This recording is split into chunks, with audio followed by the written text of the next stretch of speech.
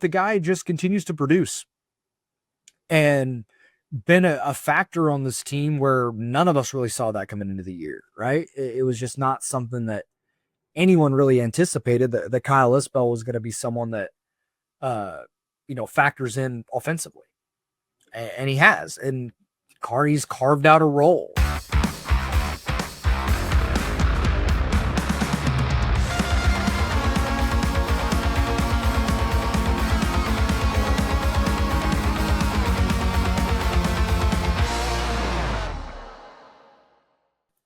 One Royal Way back at it here on Kansas City Sports Network. I'm Joel Penfield. Thank y'all so much for tuning in. Make sure you are subscribed on both audio and video platforms. Hit those notification bells so you know when our episodes go up.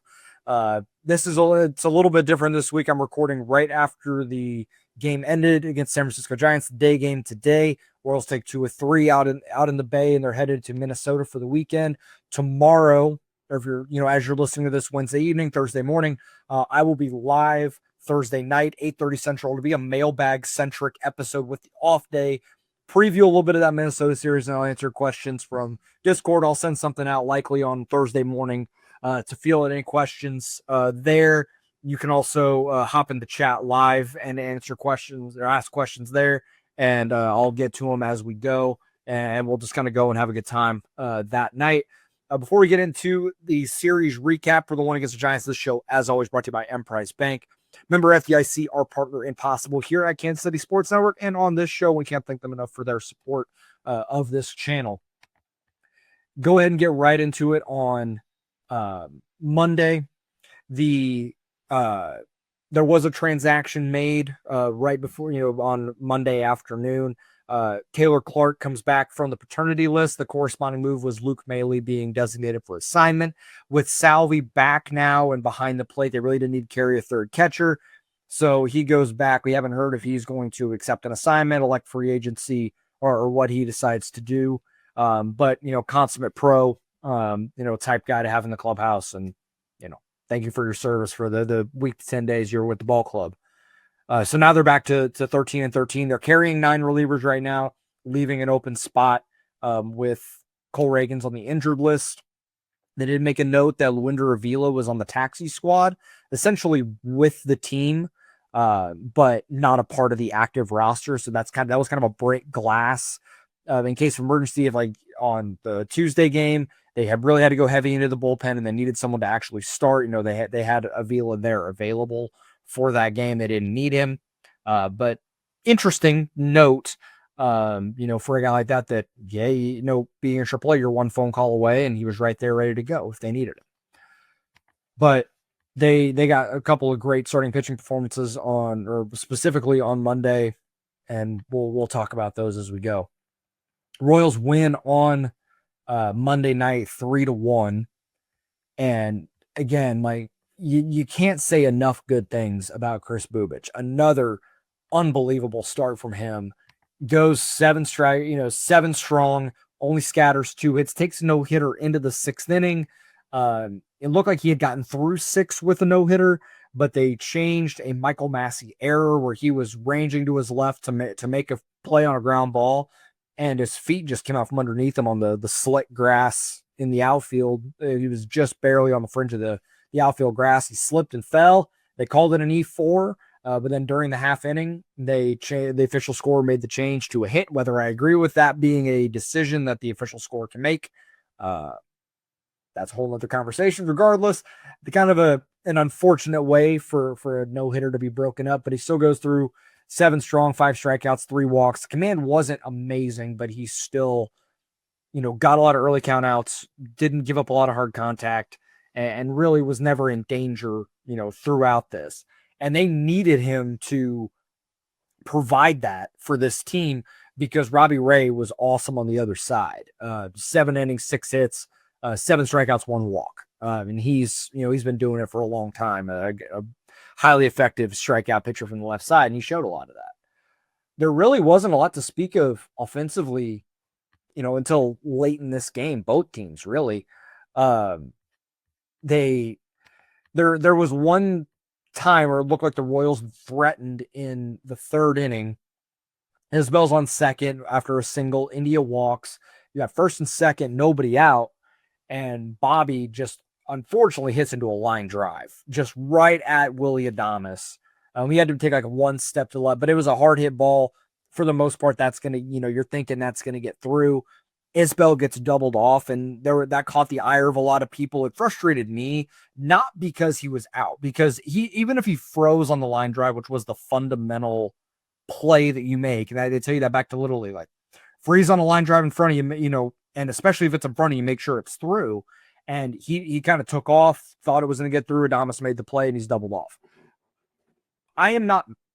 Even if he froze, he's out. He's dead to rights there with the lead you take at secondary lead, freeze on the line drive, you're toast. Like, it's just, it was just an unfortunate situation. It's just that little fundamental thing that just irks me a little bit. That this team has just not been fundamentally sound on the base pass. They've gotten thrown out a lot on the base paths this year, made a lot of outs. And when you're an offense that has really been mired in a lot of inconsistency, which I think puts it lightly throughout this season, those are the mistakes you can't make. You have to be sound on the base paths and make, and this is an aggressive team, and that's okay. You can have that, but you still have to be fundamentally sound while being aggressive. And they were a lot of that last season. They were a very good base running team. They have not been that this year across the board. Darren Blanco got thrown out later in the game. Now, it looked like Adames blocked the bag, but still, like he got picked off by Ray, and then it's 1-4. There was some talk about it being a balk. I don't know what a balk is anymore. No one really knows. I know what a balk is, but half the time a balk that should be called is not called, and a balk that probably shouldn't be called a balk is. I don't know. It is what it is at this point. And in the course of that situation, Matt Cotrero got run. And he showed some fire. It was also a real quick hook from Jordan Baker. It doesn't, unless Q said some magic words when he turned his back, because he was running out and he's saying, he was blocking the bag in some more coarse terms, and then he turned his back and he gets run. I don't know, but that could have been a fire up the boys moment. It looked, sometimes those situations have to happen. And yes, I'm going to go for some bourbon. It was a long day at the office. And if you're watching on YouTube, or if you're audio only, that's what I'm doing as I'm having this conversation. But Bubic was so awesome and gets through 7 shutout. And you're watching it thinking, just tearing your hair out, or in my case, metaphorically, like, God dog it, just get this guy one run. Get this dude needs one in the win column. And I am not one that believes in the pitching win. I've been that way since I was in like high school. It's not something that I attribute or put a lot of stock in, but you still have that baseball adage of that guy didn't deserve a no decision or a loss that, gets assigned to him. That's like what happened to Noah Cameron on Saturday. Like, he did not deserve a loss for throwing a great game and giving up a home run, 1-0 loss. Like, you deserve better. Bubic deserved better than a no decision, but he does end up getting the win because he leaves the game in the 7th. 8th inning rolls around, and they're facing Tyler Rogers, who is a really tough out. And it's not like the stuff is overpowering, but he's throwing from like below, at his ankles, and its sliders rising, it's 78, but the angle is so funky that it's tough to pick up. And he gets a tap back to the mound from Isbell, and then Jonathan India worked an incredible at bat in that game. Get called strike, and then was it 1, 2, 3, 4, 5 foul balls in the at bat, and some of them are middle, but it's so that angle is so tough. Like, I'm not gonna be like, God, you gotta make that play, but it just spoiled it, and then eventually gets a sinker down and smokes it into the gap for a double, and it was like that the offense needed that one there. Bobby comes up, gets a hanging slider, and I thought he did it, but he hit it way too high, and ends up flying out to left. But I thought he had come through there. Didn't end up happening, but he still put a pretty good swing on it. I mean, it was just hit really just high in the air. And then Vinny comes up, and all our feeds went out, but we all got the in-play runs notification. Big time home run to right center to the deepest part of the yard, up like onto the brick, into the stands on that high brick wall. That's a big boy homer in that ballpark with the wind that comes off from McCovey Cove. It's a chilly May, night. The ball doesn't really fly in those situations, and Vinny crushed it. And he needed that in the worst way to come through in a big spot. The team has looked to him to be that run producer for this entire year, and he has just not been the same guy. And can't quite put my finger on what it is, but he came through in that spot. Maybe that gets him going. And he had a solid two hits and 2 RBIs in that game. Obviously, the 2 RBIs coming on the home run. They get one more in the 9th, Kyle Isbell, and I'll talk about him a little bit more later. He comes through with an RBI single off of Jordan Hicks. You go in 3-1. John Schreiber got 1 run in the 8th, but ends up getting out of it. And then Carlos Estevez shuts it down in the 9th inning. Gave up 1 single, but then gets a pop out of Tyler Fitzgerald and then punches out Mike Yastrzemski. And I think that last pitch was 98 miles an hour up. So we're starting to see some of that velo with a little more regularity from Estevez. 14 saves on the year. The ERA is 2.08. He just had that one really bad outing against the Rockies, but after that, he's been very solid. So that addition is paying dividends so far, having a veteran lockdown closer, and he's been that for the most part this season. So there was a lot out of this game, despite it being 3-1. Kris Bubic's ERA is down to 1.47, 61 strikeouts to 18 walks in 61 2/3, and he's been unbelievable. I could have spent more time on it, but and I probably should have, if we're being completely honest.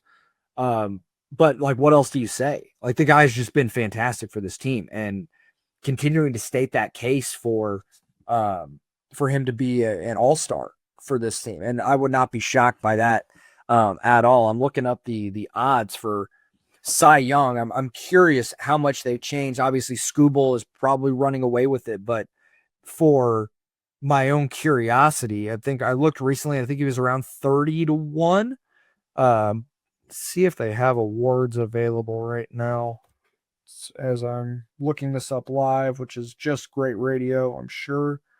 I'm not seeing awards props right now, so I'll have to look that up. I'll probably look that up during the break, but regardless, the guy's been unbelievable, and he's going to be in Atlanta in mid-July. I think he has cemented himself there as he continues to get better, and there's no signs of slowing down for him. It just doesn't see that. Every time I kind of think, when is he going to get blown up a little bit? It just hasn't happened. He just continues to pitch really well. Talk about the games on Tuesday and Wednesday here coming up right after this. Shop Chiefs tickets and more with no fees. Plus, save big with code KCSN at ticketsforless.com, the official ticket provider of KC Sports Network. Success in real estate takes more than vision. It takes the right financial partner. When someone takes something rundown and turns it into something great, that's called a comeback story, like Brain Group. They take distressed properties here in KC, completely rework them, and then turn them into valuable real estate. But that kind of work needs the right bank behind it. Enter Emprise Bank. They're not about cookie-cutter loans. They saw Brain Group's vision, backed them, and now they're making big moves in Kansas City real estate. Talk about your partner in possible. Emprise doesn't do one-size-fits-all financing. They invest in potential and back growth. Visit emprisebank.com/KC to learn more. Emprise Bank, member FDIC, equal housing lender.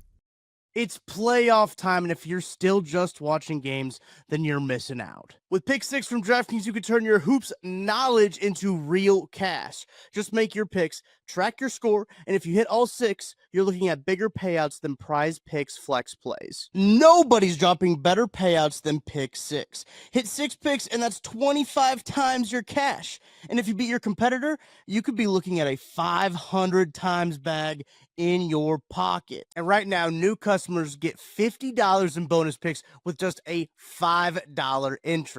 The playoffs are on, so why not take a shot at making a little money while you're watching? Download the DraftKings Pick 6 app right now and use code KCSN. That's code KCSN to play $5 and get $50 in bonus picks. Better payouts, bigger wins, only on Pick 6 from DraftKings. The crown is yours. Gambling problem? Call 1-800-GAMBLER. Help is available for problem gambling. Call 888-789-7777 or visit ccpg.org in Connecticut. Must be 18 plus. Age and eligibility restrictions vary by jurisdiction. Pick Six not available everywhere, including New York and Ontario. Void where prohibited. 1 per new customer. Bonus awarded as non-withdrawable Pick Six bonus picks that expire in 14 days. Limited time offer. Terms at picksix.draftkings.com/promos. Be sure to hit that like button and subscribe button if you're watching this and you haven't already. I appreciate all the support from this season. I think we're up over 720 subscribers on YouTube. I do want to set another goal. Let's go ahead and do it now. I thought about it earlier. Let's see if we can get to 800 by the All-Star break. So it's about 2 months, a little under 2 months, mid-July. I think we can get there by then. So tell your friends, tell anybody that is a Royals fan, have them come over. Like, rate, subscribe, review, all of those good things. So let's see if we can get to 800 by the time the end of the first half of the season ends. Royals lose one on Tuesday night, 3-2. They get one late. They threaten late, but the offense struggled again. And to his credit, Hayden Birdsong, that kid's really good. That kick change that he throws is just disgusting. And it's 90 miles an hour. And just dies off it just falls off the table about 48 feet. I mean, you're past decision point. Vinny got one, a really good one that looked like it was a thigh-high fastball and just dove. I'm like, man, there ain't much you're going to do with that. And just it was just a tough game overall. I thought Lorenzen pitched fairly well. He goes 4 2/3. It's kind of what you expect. Like, get you into the fifth and call it good. He gives up all 3 runs. There was an error. But it was only 2 earned. ERA still 3.77. He threw a lot of pitches. He was not real pitch efficient. He threw almost 30 in the first inning. That kind of set the course for the rest of the game. To the bullpen's credit, they don't give up any more. Zerpa gets out of the 5th inning, and the game was pretty, and it could have gotten blown open there. He's coming up with Lamont Wade Jr. up in the inning, and it's like, uh-oh. But regardless, he gets out of the inning, gets Lamont Wade Jr. to ground out and gets out of the inning, and it was 3-0, and you're thinking, God dog, he's going to load the bases for Yastrzemski at the top. Like, this could be a problem. But to his credit, he gets out of the inning. Then Steven Cruz, 2/3 of an inning. In the next inning, Evan Sisk gets 2 strikeouts, and then Jonathan Bolin goes an inning and 2/3. And gets out of the inning. And though that's all shut out, only 1 hit allowed after Michael Lorenzen leaves the game. And when you go to a reliever in the 5th inning, you're like, uh-oh, especially when you consider the next day you're going bullpen game. They hadn't announced a starter. And that was kind of the thought, was like, you're probably going to end up going with a bullpen type game. But Zerpa only throws 6 pitches. Steven Cruz throws 9, Sisk 15, Bolin 14 in an inning and 2/3. So you kept the bullpen relatively fresh where you could use Zerp on Wednesday if you need to. You could use Cruz, Sisk, and Bolin are probably all available because the pitch counts are low enough and it's just back-to-back days for those guys. So if you wanted to, any benefit, that's where you can go. Bobby ends up getting an RBI infield single late in the game, but Vinny strikes out right after. That basically ends the threat, and you lose the game 3-2. Another tough offensive game. But unfortunately, it's not unlike things that we've seen so far this season, that this offense just has some inconsistencies to it, and it's a couple bats short. But we'll see as it continues. I mean, Mike Hell's been hot, 2 hits in this one. He's hitting 310 with an 859 OPS. I mean, there's been no real sign of slowing down. He had that mini slump there in the Red Sox series and the Houston series, but then he bounced right back after that and has played really well since. So, credit where it's due that there isn't really much of a sign of slowing down for him. The game on Wednesday was very fun. And I say it's very fun because the offense broke out a little bit. You score 8 runs, but it's not just that you score 8 runs, you're scoring 8 runs, or 6 of those runs coming against Logan Webb. And my thought was, hopefully you can steal the first 2 because Logan Webb is very, very good. I mean, he's an awesome pitcher. One of my favorite to watch. It's very art of pitching. He's going to move it both ways, north, south, east, west. Nothing is straight. Sinker, slider, chain. It's all gross. Like the guy is incredibly talented. and they jumped on him really early in this game. The first three hitters, Vinny or Michael leading off, single, Bobby Wood Jr. single, Vinny single, and it's 1-0, before, you sit down with your beer and hot dog at Oracle Park. He settles in, gets the next three guys, and you walk away from that going, okay, well, we got one. And that was my thought. I was like, you got one against Logan Webb. You made him throw 24, 25 pitches. You're putting yourself in a decent position here to keep things moving. And hopefully this isn't just a one-off. And they end up striking again in the next inning. They get two more on a Michael single and Bobby sack fly, and it's 3-0. You get one back. They get one back in the third. Matt Chapman homer off of, I believe that was Jonathan Bolin at that point, and then Bobby comes up, double in the fourth, and then right after that, Salvador Perez so badly, and this is all off Logan Webb. Big time home run to right center. It breaks it open. It's 6-1. And for this offense, getting to 6 is unbelievable. Getting to 4 with Bobby was unbelievable. But to make it a 6-1 game in the third, you tag Logan Webb for 6 earned runs, 6 runs, only 3 of them earned due to an error. And you chase him after 4 innings and make them have to go Johnny Holstaff with you. Now, Bivens after gives you 3, but he gave up 2 runs as well. With a Massey single, and then Mike Elliott's a sac fly. And at that point it's 8-2 in the 5th. And with the way this pitching staff has been, bullpen or otherwise, you feel like 6-run lead. Yeah, we're gonna feel pretty good about that. And that's the way you feel like they're gonna have a chance here. Now, it was not all pretty from this pitching staff today. You went the way it broke down. You had Lynch the fourth for an inning and 2/3, Bolin for an inning and a third, 2 from Cruz, 2 from Clark, 1 from Zerpa, and then 1 from Ursig. And it was the first time Ursig has looked human all year. He had a walk and gave up a hit and a homer. But the ERA is now only 1.25. Like, the guy's still unbelievable. Taylor Clark gave you 2 shutout with no hits. Cruz was all over the place, and he still gave you 2 innings and only gave up a run.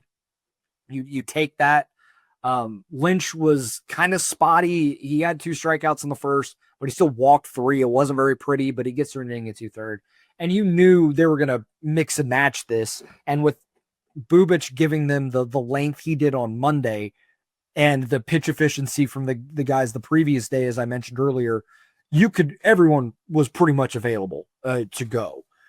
And they Johnny Holstaffed it for 9 innings, scattered 4 runs, 8 hits, 7 strikeouts out of the 6 walks, and 3, and all of their runs coming on homers. Not great, but with the way the offense was, it wasn't like it was a detriment. Like, they could kind of pitch a little more free and easy. And sometimes that happens when you're just, hey, look, we're up 8-2. Let's just keep this in the zone. There's no reason for us to walk guys here. Let's just get out of here. And to the credit of Ramos and Bailey and Chapman, I mean, they tagged it. That's a tough place to hit a home run, even if it is a day game, sun's out. Not an easy ballpark to hit home runs in mid-May. There's one guy I wanted to spend a little bit of time on in this game. That's Kyle Isbell. This guy, and some of it is deserved. He has not been a fantastic offensive player for pretty much his entire career. He had a 107 WRC plus as a rookie and a 83 plate appearance sample. He made the team out of camp in 21, but he wasn't ready. Plays 106 games in 22, 66 weighted runs created plus. And then 91 games in 23, 75. Last year, 81. He's not in there to hit. He's in there for his glove, and his glove is above average. He's a great center fielder, plays a really good center field in one of the toughest places to play that position in all of baseball at Kauffman. So that's why I don't quibble about him being in the lineup, because not everyone is in there for offense only. Like, he is in there as a defensive specialist, and where he can provide some offense, he does. And he has been the definition of do your job, right? Like, 9-hole coming up. Hey, let's see if we can, just situationally hit, when we need to play some above average defense and shit. We got first and second, no out. I'm laying down a bunt. And I'm not a big sack bunt guy, but you know what? He does his job, and his job is I'm moving these runners. Or, hey, it's kind of a testy spot here. We need to be aggressive, scratch on the crest. All right, safety squeeze. I'll get it down, and he does. And now the bat's coming a little bit for him, and very quietly, and people aren't talking about it enough right now. And I think it's just because people have they have in their brain who Kyle Isbell is, and nothing kind of makes sense. Like they don't look at him as an offensive player, and I really obviously I don't either. Not including today where he had a hit and a single. This goes back to the end of April 30th. You go to that point, that's 49 plate appearance sample. He's not playing every single day, and take that for what it's worth. But in that time, slashing 378, 383, 644 slugging percentage. That's 2 doubles, 2 triples, and 2 homers. And that's so 6 of his 17 hits are for extra bases. That's a 183 weighted runs created plus. Now the BABIP is 405, but he's hitting 378, so it's not like that's a crazy number. Striking out only less than 15% of the time. He doesn't walk. That's just something that he's going to swing, but he's not striking out a lot. He's putting the ball in play. He's hitting the ball hard, for being a guy that's doesn't hit for a ton of power, but he's shown he can get into a ball pull side. He's got 4 home runs this season. He can drive the ball to the gaps when he needs to, and he will just sack bunt, move runners, very 2014-15 Royals, and play high-level defense. I could do without some of the base running gaffes, but I tried not to mention that too much when I'm talking positively about the guy. But I do think, hey, maybe we need to shift our mind on Kyle Isbell just a little bit. And for all the stuff people being like, well, he's not that good of a hitter, the guy has a 98 weighted runs created plus on the season so far this year, right? Like that is not, I mean, that's like probably second. If I had to guess without looking before I even get to it, among qualified hitters on the team, that's probably third, fourth. Michael's a 137. Or he's a 142. Bobby is at 137. And yeah, Kyle Isbell, 98. He's got the third best weighted runs created plus on the team. Now that is a super low bar. All right, and Vinny and Salvi haven't gotten going yet. But the guy just continues to produce and been a factor on this team where none of us really saw that coming into the year, right? It was just not something that anyone really anticipated that Kyle Isbell was going to be someone that, factors in offensively. And he has. And he's carved out a role. And there's something to be said for that. It's something that a lot of guys struggle with, that have all the success offensively, in high school and college and early in the minors, and they come up and not hitting the same. But he knows, all right, hey, I can hit a little bit, I can hit where I need to, but I'm just going to do what it takes to win. And if that means I got to bunt every 4th at bat for this team, cool. Like first at bat, he comes up and he slashes a ball, gets a knock, gets on base. And then he comes up later on and there's runners on first and second with nobody out. And he lays down the bunt, moves the runners, and Garcia brings him in. And both of those runs scored, by the way. Pretty unbelievable turn of events for this team. Did not have on my 2025 bingo card that Kyle Isbell was going to be somewhat of a factor offensively. But to his credit, he's done the job, and there's a lot to be said for that. Coming up here, the Royals are headed to Minnesota. This is going to be a tough series. That is a really good ball club over there right now. They've won 13 of their last 14, which is a big reason why the Royals didn't really make up any ground even in that hot stretch. But the Royals are tied in the standings. They're 5 games over. Royals are 5 games over. Royals are 1 game up in the win column. So that's it. Or they're 1 down in the loss column because the Twins have played 49 games, the Royals have played 51. But they have 23 losses, the Twins have 22. So that's why it's set up in the standings that way. But they plus 32 run differential. They're playing really well. They're 16-7 at home. Let me get these probables here for you guys. And I just want to see this team play well. They, Salvi gets 3 hits today, including the home run, and he's going to a ballpark that he rakes in. So this could be the, him getting hot and one of those like kind of heaters that Salvi tends to go on, and we'll see here. Noah Cameron makes his 3rd start. Pablo Lopez on the mound for the Twins on Friday, 4-2 with the 2.40 ERA. Saturday's gonna be Michael Wacha against a Zebby Matthews, who's only made 1 start this year, and it's a 12 ERA, but it's 3 innings, so not a lot to go off of there. And then it'll be Kris Bubic on Sunday against Bailey Ober.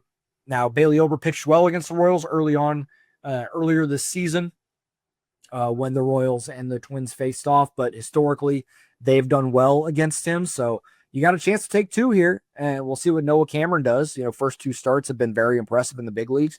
We'll see him continue to stack, and if he goes out and has another really big start, the conversations are going to get really interesting about what to do with him when when Reagans and Lugo are back. What do you do? So that I want to have that conversation if it comes to it. But I am excited to see what Noah Cameron does on Friday at Target Field there in Minnesota.